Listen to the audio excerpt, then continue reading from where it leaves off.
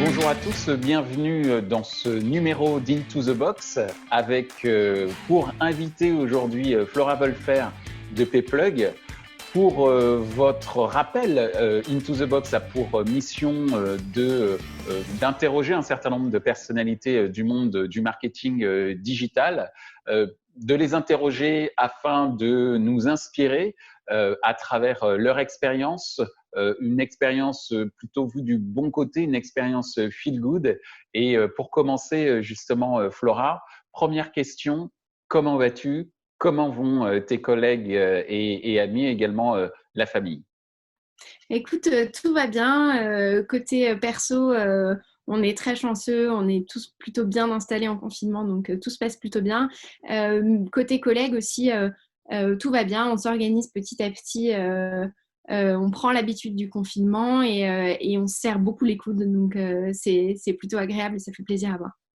Alors, est-ce que tu peux nous rappeler en quelques mots ce qu'est Pplug et quels sont les services que vous proposez ? Tout à fait.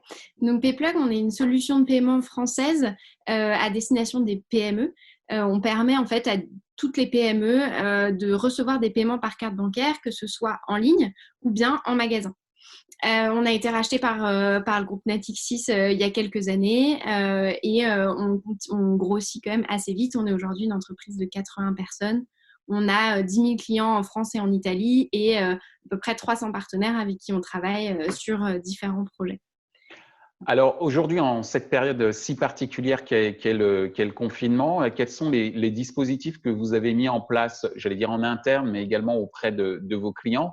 Et y a-t-il déjà des premiers enseignements ? Et surtout, quels sont les conseils que tu pourrais donner pour préparer le moment d'après, ce fameux terme de jour d'après qu'on entend beaucoup actuellement dans les médias ? Donc, déjà, cette première question, quels sont les dispositifs mis en place en interne et en externe? Et ensuite, quels seraient les conseils L'après. que tu donnerais pour générer ou en tout cas pour susciter de l'espoir pour la préparation des jours d'après? Alors, nous, aujourd'hui, la manière dont on est organisé en interne, c'est qu'effectivement, on est bien évidemment tous en télétravail. Ce qui est assez fort, en fait, c'est qu'on arrive très, très bien à travailler à distance. Nous, on est une entreprise qui a un ADN e-commerce, même si depuis cette année, on travaille aussi avec des commerçants en proximité, donc en magasin. Et donc, en fait, assez naturellement, les choses se sont remises en place assez facilement parce qu'on a l'habitude de parler à nos clients et à nos marchands à distance. À travers différents canaux. On a l'habitude aussi de faire de l'acquisition client en digital principalement. Enfin, on a un ADN qui est en fait finalement assez digital. Donc, il y a beaucoup d'adaptations, un certain apprentissage aussi parce qu'il faut apprendre à travailler ensemble sans se voir, donc sans avoir toute cette partie très interpersonnelle, en fait, très non-verbale, qui est pas simple. Mais globalement, tout fonctionne très bien. Je pense qu'une des raisons pour lesquelles on arrive bien à travailler aussi, et ça va me permettre de faire la transition sur ce qu'on est en train de faire sur l'externe, c'est qu'en fait, nous, aujourd'hui, on a comme mission, en fait, comme possibilité en tout cas, d'agir de manière hyper réelle sur tout ce qui est en train de se passer en ce moment. Pourquoi ? Parce qu'en fait, on est une solution de paiement et qu'en fait, aujourd'hui, maintenir l'activité pour des e-commerçants ou même pour des commerçants en physique, c'est devenu une question de survie. Et nous, en fait, on essaye de mettre en place des choses qui vont permettre à des marchands, en fait, de survivre tout simplement, quoi.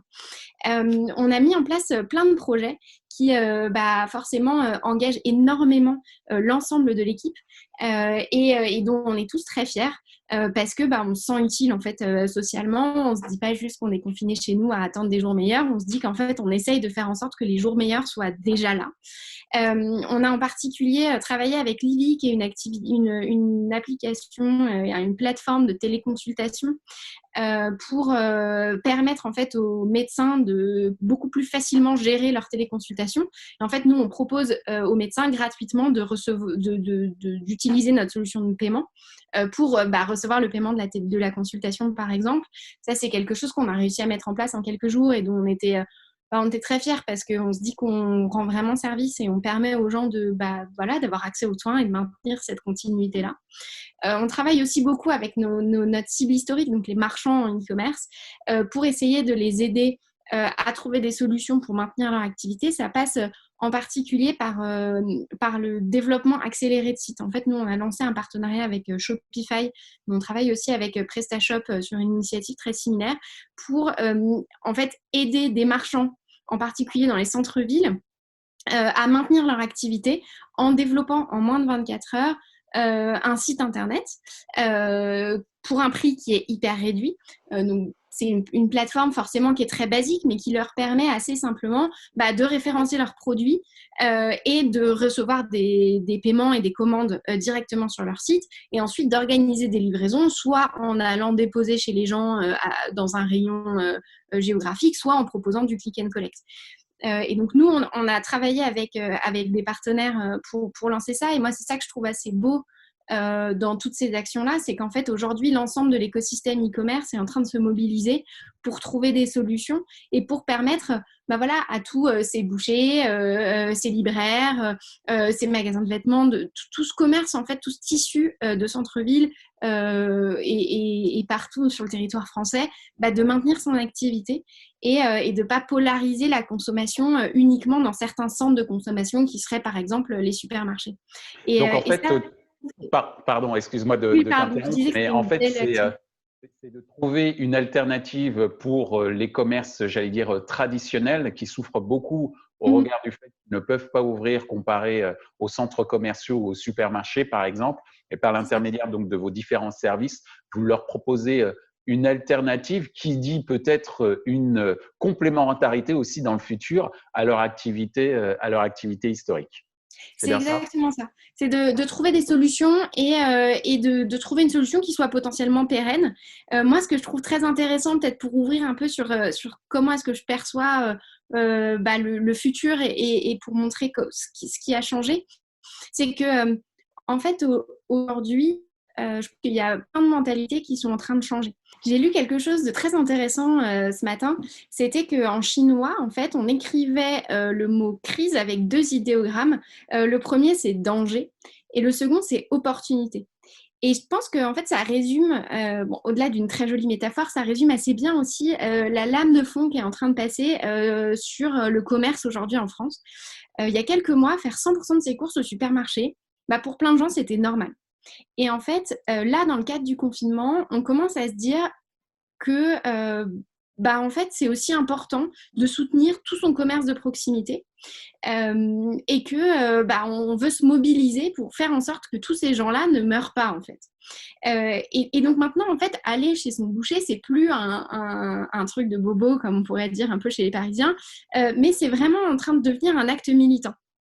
Et ça, je trouve que c'est très beau. Et je pense que si on devait retenir une chose importante, en fait, de ce confinement, alors, il y en a plein d'autres, hein, mais celle-là, c'en est une belle. Et je pense que c'est important, en fait, qu'on se projette là-dessus et qu'on essaie de construire, en fait, l'après-crise dans cette direction-là, en se disant qu'en fait, peut-être que d'une certaine manière, on arrivera à se mobiliser, les acteurs du e-commerce, les acteurs du commerce en général et de l'économie sur l'ensemble du territoire français vont se mobiliser suffisamment pour en fait redonner une chance au petit commerce et aux PME en France.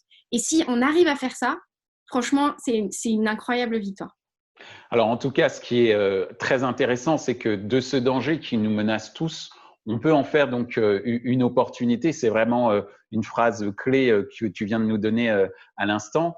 Dernière question, puisqu'il y avait cet idéogramme, mais je terminerai quand même avec cette dernière question sur qu'est-ce qui t'a inspiré dernièrement dans ce que tu as pu lire, voir, entendre ces dernières semaines?